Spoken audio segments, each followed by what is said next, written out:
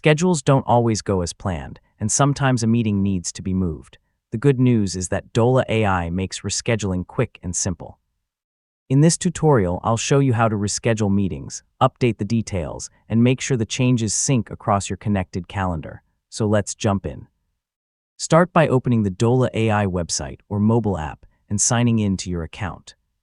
Once you're on the main dashboard, navigate to your calendar or meeting list where your scheduled events are displayed. Find the meeting you want to reschedule. You can browse your calendar or use the search feature, if it's available, to locate the event more quickly. Open the meeting to view its details. Select the edit option, then update the meeting date, start time or end time. Yeah, if needed, you can also change the meeting title, location, or notes while you're making updates. After reviewing the updated information, select Save or Confirm. Dola AI will update the meeting in your schedule, and if your calendar is connected, the new meeting time should sync automatically. If your meeting includes other people, make sure they know about the new schedule.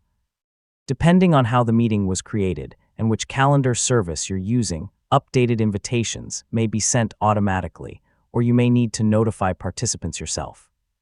Now open your connected Google Calendar, Apple Calendar, or Outlook Calendar and confirm that the meeting appears at its new time. This quick check helps ensure your schedule stays accurate across all your devices.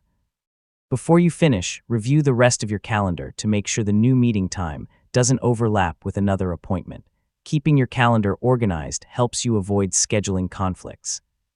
And that's how to reschedule meetings with Dola AI. With just a few simple steps, you can keep your calendar up to date and avoid missing important appointments.